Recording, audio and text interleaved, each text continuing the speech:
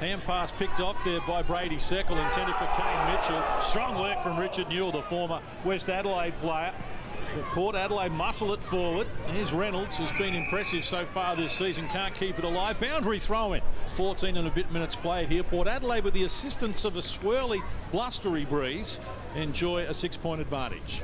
Kane Mitchell on fire with 9 disposals, now up to 10 disposals. He ticks over with that one. Brandon Archie with 5, getting plenty of the... Recently operated back of Jay Schultz probably wasn't exactly what the Port Adelaide coaching staff are looking for, Biggles.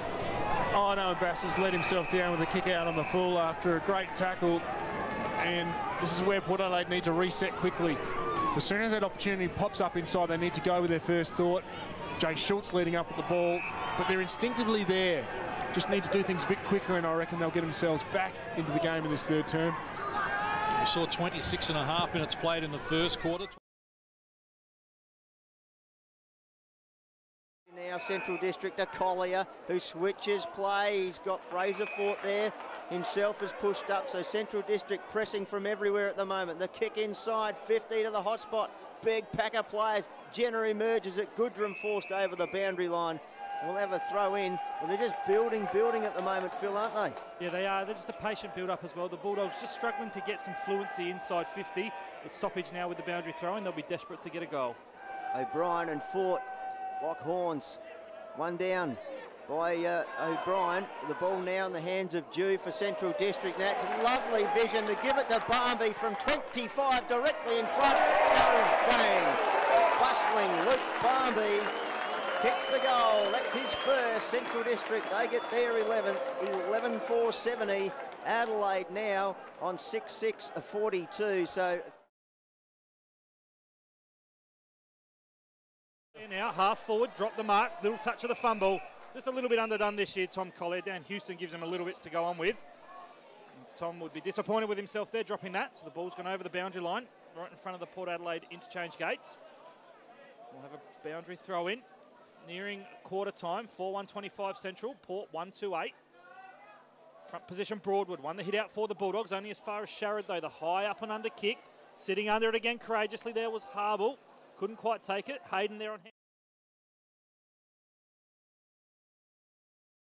Down the Memorial Gate end, one of the landmarks here at Thebarton Oval, the Ashley Street end. That kick, was it touched? Yes, no it wasn't. And it's going to be Hams with the kick in for the Double Blues. He's 60 out. Plenty of play on this grandstand side, which suits us just fine. He goes with a kick for the top of the square. No one can take it. Mark Evans, the goal sneak. Kicked one of the goals of the year at a key time. 16 and a half, nearly 17 minutes gone in the second. Tigers bring it back in from the kick in. It's towards Scott, who takes a towering mark just inside the field of play, right in front of the snouts. Largely unopposed, but the breeze really was carrying it. So 30 metres out from defensive goal. Nothing really to kick to. He's going to have to pretty much kick to a pack situation and hope. And there are plenty of Panthers running backwards to the flight of the ball. But the ball now ends up here in the lap of the youngster in McFarlane. He's wrapped up in a tackle.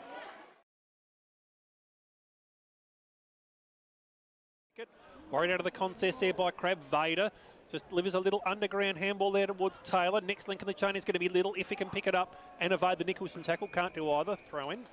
What's happened to Nick Little? His form from when I was here a few years ago, he was dominant, but I've seen him play a few games. He just doesn't seem to be getting much of the ball. I reckon part of that, though, is that they're spreading the load a lot more evenly, so he doesn't have to get as much of the ball now. I don't reckon that Brad Gotch would mind that one too much. Joel Cross just clears it away from the stoppage, gets it off now towards Xavier Gotch. Nelg inside, almost inside 50. Johansson tries to double-hand it back, and then it'll be a free kick. Surely it'll go to Taylor. No, it won't. No, it won't, because he flicked it over the back. Now, I would probably have called that deliberate anyway, because he had no other intention than, well, I've got to get a hand on it, so I'll make sure it goes out.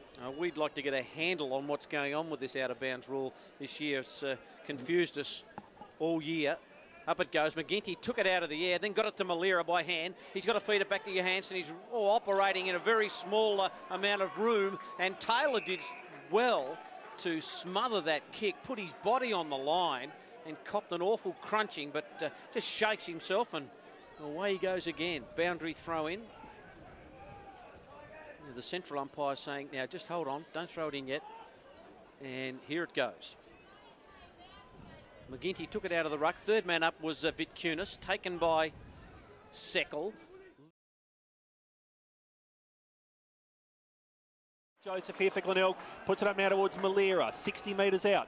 Links it over the top there behind now towards Reinbrecht. 50 out, closes, has a long shot which slams into the behind post. That's going to be a free kick to South Adelaide.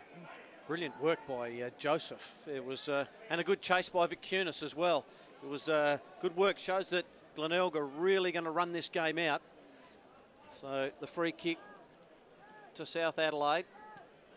A high one from Durden.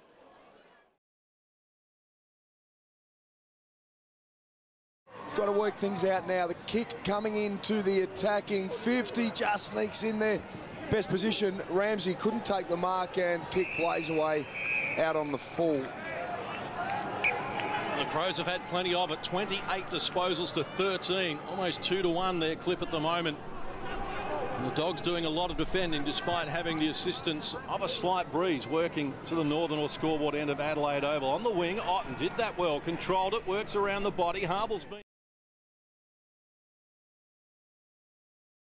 The player would have liked to seen Hoskin come in. He had Nick Holman on the 45 coming back into the corridor. Miller with the kick. Running back is Riley Knight, but it's going to beat him out of bounds. Last possession out, so Central with a chance to bring the ball in. Hardly goes notice these days, Soda. We've had a season of that rule and everyone seems to have learned to grow with it. I think early on it provided a little bit of confusion with players because it just takes away that innate feeling that they have, but now they've started to work it well. Here's Ellis Yom.